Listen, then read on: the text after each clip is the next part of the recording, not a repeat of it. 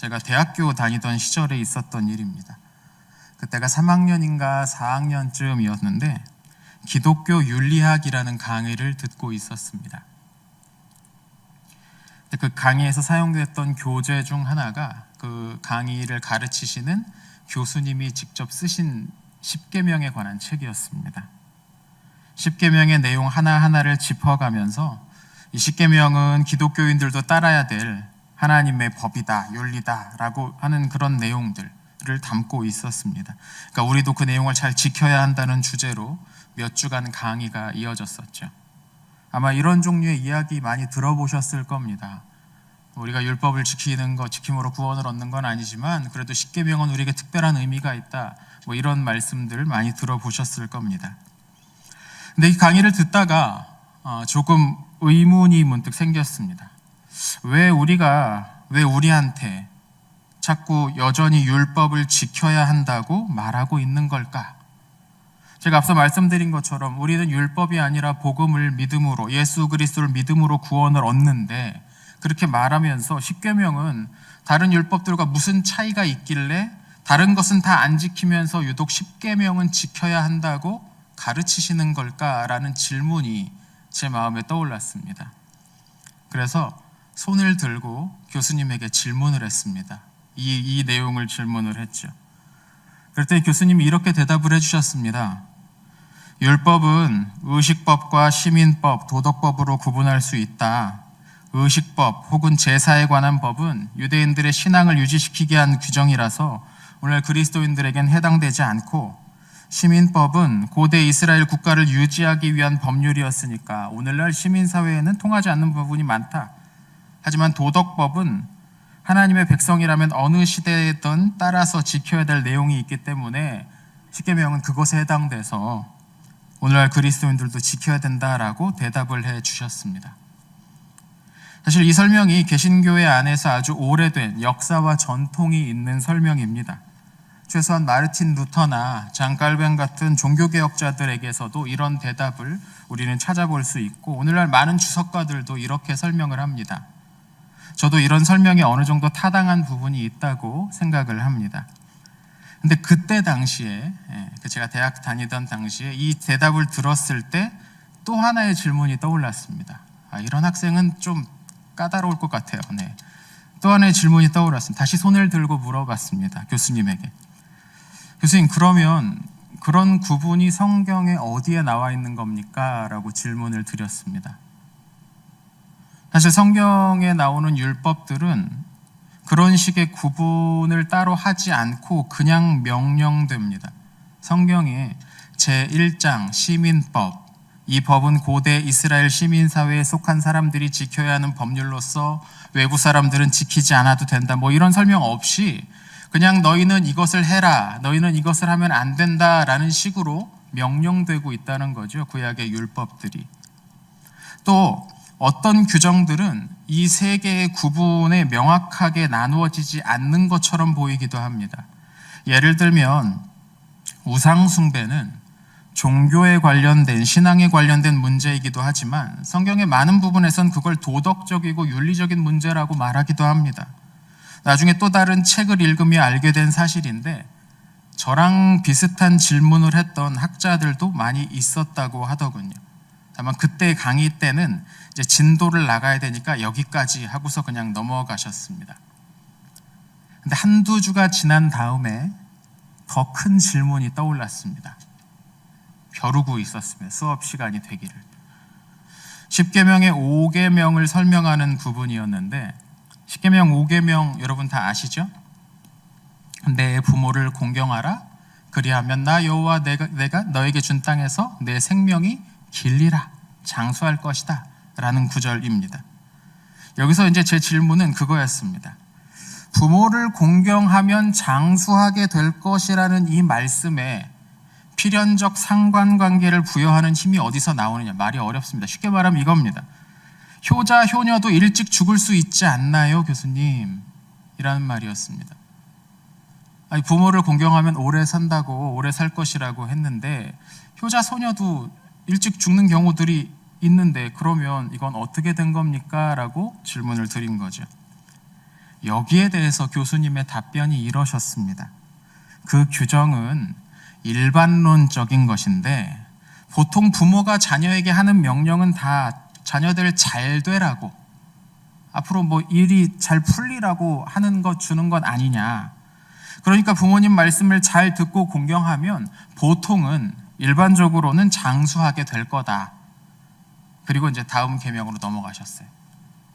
물론 이게 제 궁금증을 썩 해결해 주지는 못했습니다.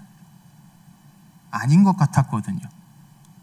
이 교수님의 대답은 우리가 성경을 읽을 때 잘 이해되지 않거나 쉽게 받아들이기 어려운 구절들을 넘어가기 위해서 흔히 사용하는 방법이었습니다. 뭐냐면 성경의 내용을 이렇게 저렇게 짜맞춰서 우리가 익히 이상적으로 여기는 도덕적 원칙을 강화하는 겁니다. 이게 왜 그런지는 모르겠는데, 야, 이렇게 하니까 좋은 거 아니냐, 그러니까 이 말도 좋은 거야 라는 식으로 막 갖다 붙인다는 거죠. 부모를 공경하는 일은 좋은 일입니다. 그러니까 거기에부터 나오는 다음 구절도 어떻게든 말이 되도록 만드는 거죠. 문제는 여기에 수많은 예외 사항들이 있는데 그것들이 다 무시돼 버린다는 겁니다. 우린 뉴스를 통해서 악한 마음을 가지고 자녀를 죽음으로 몰아넣는 부모들의 이야기를 심심치 않게 들을 수 있습니다. 무지나 무관심 또는 성격적 결함 때문에 자녀들을 위험한 상태에 처하게 만드는 부모들이 있습니다. 보건복지부 통계에 따르면 지난 2020년, 작년입니다. 2020년 한 해 동안 아동학대 신고 건수가 보고된 것만 42,251건이었습니다. 하루에 120건의 아동학대 범죄들이 일어났고 그것이 신고됐다는 말입니다. 하루에 120건입니다. 시간당 5건이 벌어지고 있다는 거죠. 이 나라 어딘가에선. 근데 그 중에서 42,251건 중에서 절반 정도가 22,700건 정도가 부모에 의해서 벌어진 아동학대다라고 말합니다. 문제는 우리나라 법률이 조금 허점이 있어서 그렇게 부모에 의해서 학대당한 아이들의 약 70%가 다시 그 학대가 이루어진 원 가정으로 돌려보내진다는 겁니다. 아주 안타까운 일이죠. 이 아이에게 우리가 10계명의 5계명을 가지고 설명을 하면서 부모에게 부모를 공경해라, 부모님 말씀에 순종하면 너 오래 살 수 있어 라고 말할 수 있을까요? 이건 일반적으로 하는 말이지 너희에게는 해당되지 않을 수도 있을 것 같다. 그러니까 너희는 5계명을 안 지켜도 될 것 같다. 이렇게 말하면 될까요, 그러면? 구약율법만이 아닙니다. 우리가 복음서를 진지하게 읽어나가다 보면 종종, 아니 매우 자주 예수님께서 제자들이 잘 이해가 되지 않는 무리해 보이는 요구를 제자들에게 하실 때가 있습니다. 오늘 본문을 보십시오. 오늘 본문도 그런 구절들 가운데 하나라는 거죠. 악한 자를 대적하지 말고 누가 오른편 뺨을 때리면 왼쪽 뺨을 돌려대고 속옷을 빼앗는 사람에게 겉옷까지 주고 누가 우리에게 억지로 일을 시키려고 하면 그 사람이 시키는 것보다 더 해주고 뭔가를 달라고 하는 이가 있으면 거절하지 말아라 라고 예수님은 말씀하십니다. 여러분 어떠십니까? 이 구절을 진지하게 우리가 읽다 보면 막 부담이 가슴을 답답하게 하지 않으십니까? 이 말씀을 어떻게 지키라고 하신 건지 그냥 좋은 말로 하신 건지 막 약간 부담되지 않으십니까? 부모를 공경하라는 말씀은 그래도 마음에 내키는 면이 있지 않습니까? 그런데 누가 우리한테 오른뺨을 치는데 왼뺨을 돌려대라는 이 말씀은 하고 싶지가 않은 말씀입니다. 우리의 마음에서 자연스럽게 우러나오는 게 전혀 없습니다. 마치 이 구절은 우리가 처음부터 우리가 하고 싶지 않은 생각이 떠오를 것 같은 것만 모아놓은 듯한 그런 구절처럼 보이기도 합니다. 내 뺨을 때리는 사람한테 반대편 뺨을 갖다 돌려댄다. 이거 좀 멍청한 일처럼 느껴지기도 합니다. 그렇기 때문에 많은 설교자들이 이 구절을 회중들이 받아들이고 싶은 마음이 들도록 만들기 위해서 앞서 말씀드렸던 그 교수님이 하셨던 것과 비슷한 설명을 하려고 합니다. 예수님의 말씀에 따르면 우리에게 어떤 실제적인 유익이 있을지에 대해서 아주 긴 부연 설명을 붙인다는 거죠. 이런 식입니다. 우리가 우리를 공격하는 사람들에게 더 친절하게 대하면 상대는 우리의 그 선한 대응하는 모습을 보고 자기의 잘못을 뉘우치고 우리와 좋은 관계를 맺으러 나오게 될 것이다. 결국 이 말씀은 우리에게 일방적으로 손해를 보라는 말씀이 아니라 결과적으로 모두와 좋은 관계를 맺을 수 있는, 사실상 우리에게 유익이 되는 그런 말씀이다 라는 식의 설명을 여기에 덧붙이는 거죠. 여러분은 이 설명에 설득이 되십니까? 우리가 다른 사람에게, 특히나 우리를 괴롭히는 사람에게, 우리에게 우리가 없는 자리에서 우리에게 대한 이상한 소문 퍼뜨리고 우리에게 뭔가 불리한 일을 꾸미고 그러는 사람에게 친절하게 대해주면 그 사람이 자신의 행동을 뉘우칠까요? 물론 그럴 수도 있습니다. 근데 대부분 그렇게 되느냐고 물어보면 우린 쉽게 동의할 수가 어려울 겁니다. 우리가 일상 속에서 실제로 경험하는 일들은 좀 다르지 않습니까? 우리가 누군가로부터 부당한 피해를 입었을 때 대응하지 않고 참으면 어떤 일이 일어날까요? 누군가가 우리에 대해서 거짓된 소문을 만들어서 퍼뜨리고 우리를 밀어내고 우리에게 억지스러운 일을 강권하고 부담스러운 일은 다 우리에게 떠넘기고 할 때에 우리가 그것에 대해서 아무런 저항을 하지 않고 그냥 받아들이기로 한다면 과연 어떤 일이 일어나겠습니까? 그 사람은 자기의 잘못을 뉘우치기는커녕 그냥 우리를 호구라고 생각할 겁니다. 아유, 쟤는 호구다. 일 있을 때마다 쟤한테 다 넘기면 돼. 아마 그렇게 생각할 겁니다. 아마 기회가 될 때마다 우리를 더욱 이용하려고 할 것이고 곧 우리의 평정심과 우리의 삶의 균형을 깨뜨리고 말 겁니다. 아마 이쪽이 우리가 실제로 살아가는 이 세상의 현실에 가까울 겁니다. 그런데 그럼에도 불구하고 오늘 본문은 반대편 뺨을 가져다가 대면 상대가 변하게 될 것이다 라고 오늘 본문을 가르치시는 분이 계시다면 대부분의 사람들은 순진한 소리 하시네 라고 생각을 하실 겁니다. 그냥 웃고 말 겁니다. 속으로 그렇게 생각하시겠죠. 말씀은 좋습니다. 근데 현실은 그렇지 않아요 라고 속으로 그렇게 아마 다 생각하실 겁니다. 오늘 본문에서 예수님은 당시 유대인들이 잘 알고 있는 구약의 한 구절을 인용하시는 것으로 말씀을 시작하십니다. 출애굽기와 레위기, 신명기 여기저기에 등장하는 반복되는 말씀이죠. 눈에는 눈, 이에는 이로 갚으라는 말씀입니다. 여러분도 잘 알고 계시겠지만 이 말씀은 어떤 사람이 행한 일에 대한 책임을 물어야 한다는 규정입니다. 근데 책임을 묻되 그 사람이 저지른 일의 무게만큼 책임을 지우라는 거죠. 그러니까 한편으로 이건 과도한 보복을 막으려는 장치였습니다. 이 보복이라는 것이, 보응이라는 것이 내가 받은 것만큼 그대로 돌려주는 게 대단히 어렵습니다. 왜냐하면 이거 주관적인 피해는 훨씬 더 크게 느껴지거든요. 내가 한 대를 맞았으면 두 대를 때려주고 싶은 게 이 보복의 마음, 보응이라는 겁니다. 그래서 이 보응은 늘 확대될 가능성이 있습니다.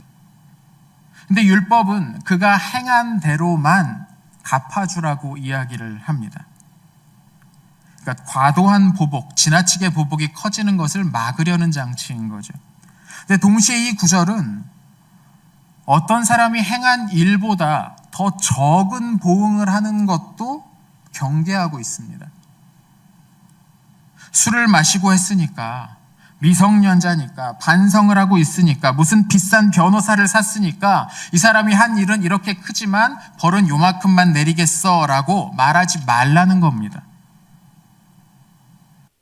그가 눈을 상하게 했으면 그의 눈을 상하게 하고, 그가 이를 상하게 했으면 그의 이를 상하게 해라. 그가 행한 만큼 받도록 해라. 차라리 이 구약의 율법은 사람들의 법감정, 정의에 관한 감각을 쉽게 만족시킬 수 있습니다. 근데 예수님께서 이 율법의 구절을 인용하시면서 바로 하신 오늘 본문의 이 말씀은 이런 수준을, 우리가 지켜야지라는 이런 마음이 드는 수준을 훨씬 더 넘어버립니다. 예수님은 악한 자들을 대적하지 말라고 하십니다. 정확히 말하면 악을 악으로 갚지 말라는 겁니다. 그 예로 제시된 것이 누가 오른뺨을 때리면 왼뺨을 내어주고, 누가 우리를 고발해서 우리의 속옷을 가지려고 하면 겉옷까지도 내어주고, 누가 우리를 억지로 일하게 하면 더 많이 해주라는 거였습니다. 이 구절을 그냥 쓱 읽고 넘어가면 모를까, 이걸 예수님이 하신 말씀이라고 믿고 진지하게 이 말씀을 읽는 사람이라면 굉장히 난처해지는 그런 말씀입니다. 우린 이렇게 살 수 있을까요? 우리는 이 구절들을 어떻게 읽어 나가야 할까요? 우리는 우리의 오른뺨을 때리는 사람에게 왼뺨을 돌려내 주어야 할까요? 아니면 우리의 오른뺨을 때린 사람에게 그 때리려는 손을 왼팔로 막고 한 방 먹여주어야 될까요?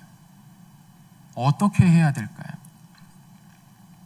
우리는 성경을 볼 때 우리가 자꾸 무엇을 해야 하는지, 어떤 사람이 되어야 하는지에 지나치게 집중하는 경향이 있습니다.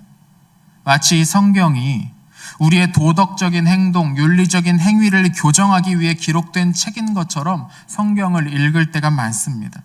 그래서 우리는 성경을 읽으면서 우리가 지켜야 될 몇 계명, 우리가 지켜야 될 원칙 몇 가지, 이런 것들 뽑아내기를 즐겨합니다.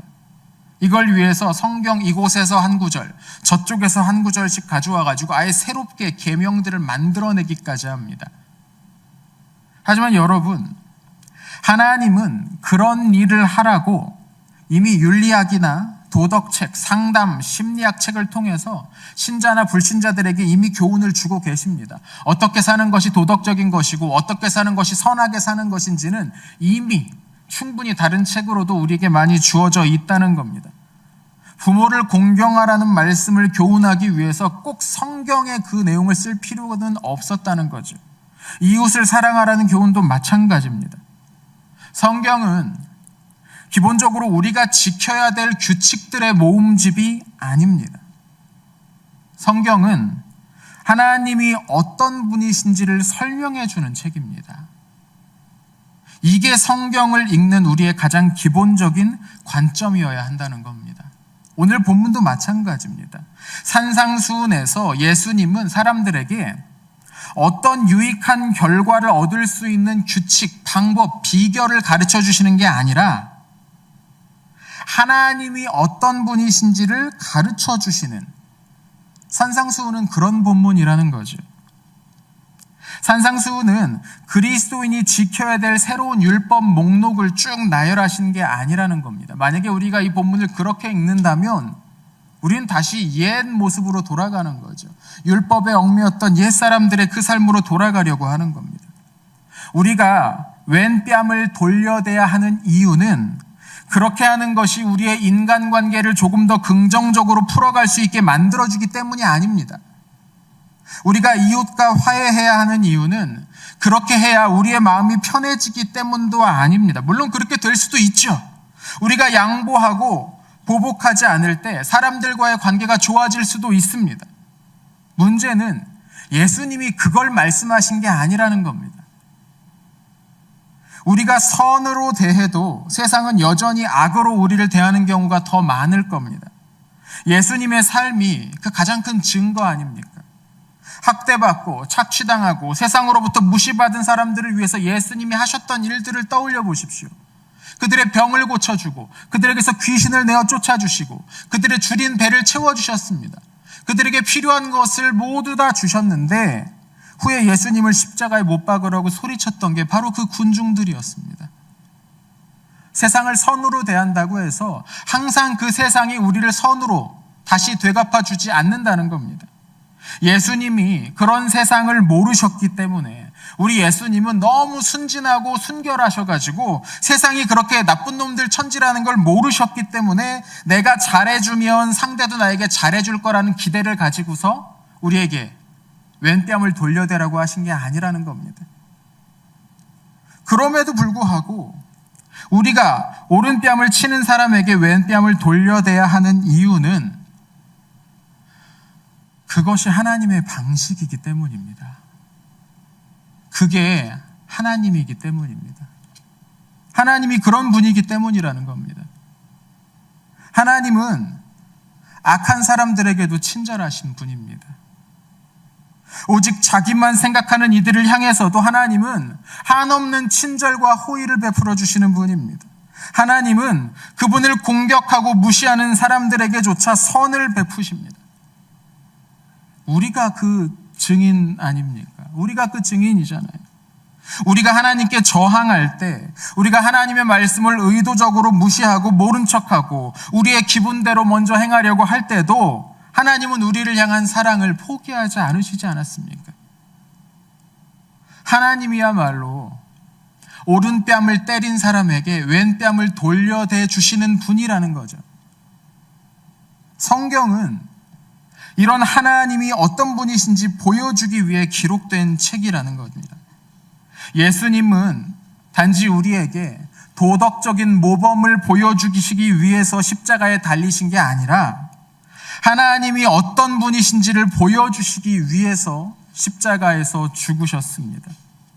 그분은 자신을 비난하고 공격하는 이들을 향해서 똑같이 칼을 들지 않으시고 도리어 자신의 생명을 내어주셨습니다. 하나님이 어떤 분인지를 아는 사람이, 하나님의 방식을 깨달은 사람이 왼뺨을 돌려댈 수 있는 겁니다. 왜 제자들이 그들에게 빌리려는 사람들에게 거절하지 말아야 할까요? 그렇게 하는 게 나중에 도움이 되기 때문일까요? 아닙니다. 하나님이 그런 분이시기 때문입니다. 제자들은 구하는 이에게 후히 주시는 하나님을 먼저 경험한 사람들입니다. 사람들은 우리가 준 것을 기억하지 못할지도 모릅니다. 아니, 그럴 가능성이 높습니다. 하지만 하나님이 어떤 분이신지를 아는 사람은 그래도 이 사람들이 내가 베푼 호의를 하나도 기억하지 못해도, 이 사람들이 내가 한 수고를 전혀 모른 채 하더라도 그래도 베풀고 꾸어주는 겁니다. 부모를 공경하라는 말씀도 마찬가지입니다.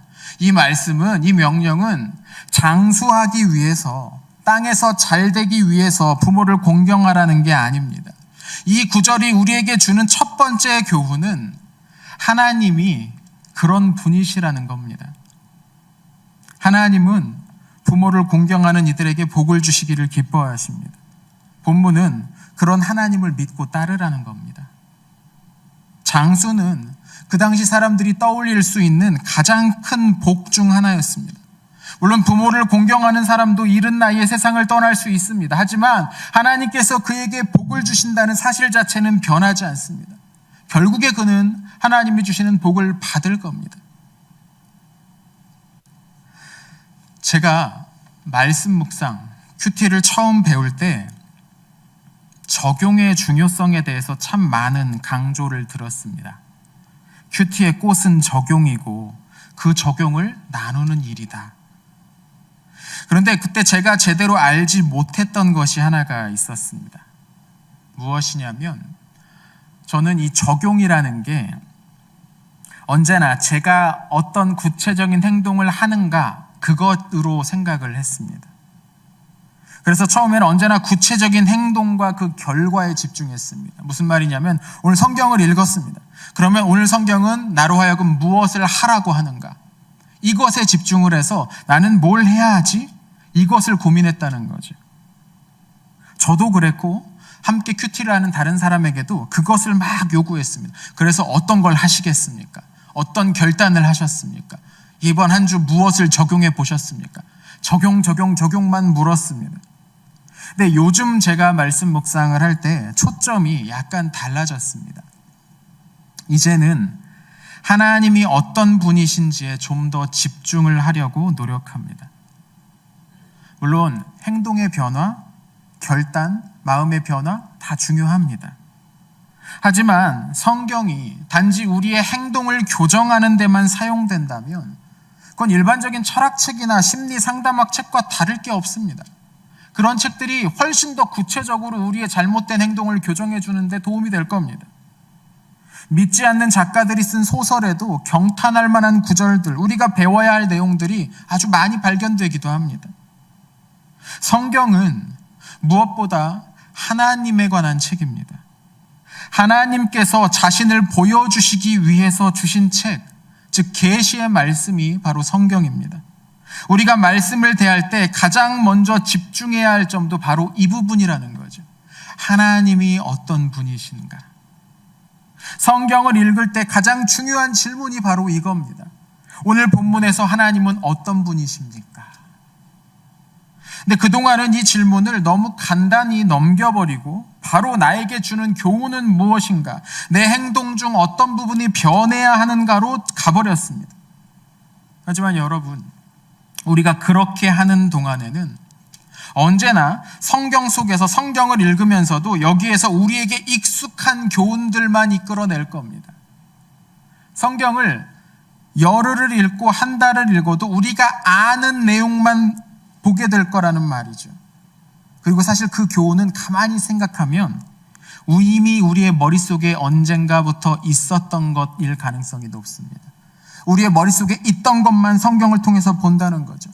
세상이 우리에게 집어넣어 주었던 그런 생각만 성경을 통해 읽어낼 가능성이 높습니다. 물론 세상이 우리에게 주는 교훈이라고 해서 항상 나쁜 건 아니죠. 하지만 성경은 좀 다른 걸 말한다는 겁니다. 여러분, 무엇을 하려고 하기 전에 먼저 하나님을 바라보십시오. 성경을 통해서 우리가 해야 될 가장 중요한 일이 이것입니다. 행동하기 전에 하나님 앞에 머무는 시간을 더 가져야 된다는 겁니다. 말씀을 앞에 두고서 우리가 어떤 일을 해야 할까를 분석하기 전에 하나님은 어떤 분이신가를 깊이 찾아가셔야 한다는 겁니다. 그것이 묵상이고 그것이 성경을 바로 읽는 방법입니다. 시편 1편을 많이 아실 겁니다.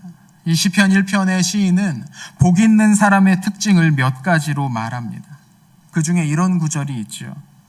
오직 여호와의 율법을 즐거워하여 그 율법을 주야로 묵상하는도다. 그는 시냇가에 심은 나무처럼 풍성한 열매를 맺게 됩니다. 그가 무슨 거창한 일을 했기 때문이 아닙니다. 하나님 앞에 오래도록 앉아서 그분을 바라보았기 때문이죠. 하나님의 율법을 주야로 묵상하며 하나님 앞에 머물려 했기 때문이죠. 하나님을 바라볼 때 우리 안에 새로운 힘이 생깁니다.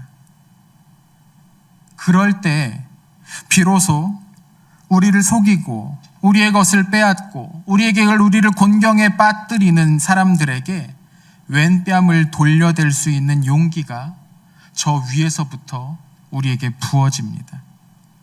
원수에게 아들의 생명을 내어주신 하나님을 깊이 묵상할 때 이런 일들이 우리에게 가능해진다는 겁니다. 우리에게 필요한 건 잘 짜맞춰진 합리적인 설명이 아니라 하나님이 진짜 어떤 분이신지를 제대로 알고 경험하는 일입니다. 여러분, 너무 빨리 행동하려고 하지 마십시오. 하나님을 아는 것이 먼저입니다. 하나님을 제대로 우리가 알게 된다면 곧 성령님께서 우리를 광야로, 시장으로, 성전과 거리로 몰고 나가실 겁니다. 우리가 그때 무엇을 말할지 무엇을 행해야 할지 잘 알지 못하더라도 성령님께서 우리에게 필요한 것을 주실 겁니다. 그러니 우리가 먼저 해야 될 일은 하나님이 어떤 분이신지를 깊이 묵상하고 거기에 잠잠히 빠져 있는 일입니다. 성경을 통해 하나님을 만나는 여러분이 되시기를 축원합니다. 하나님께서 언제나 여러분의 삶을 이끌어 주시기를 소원합니다. 아멘. 기도하겠습니다.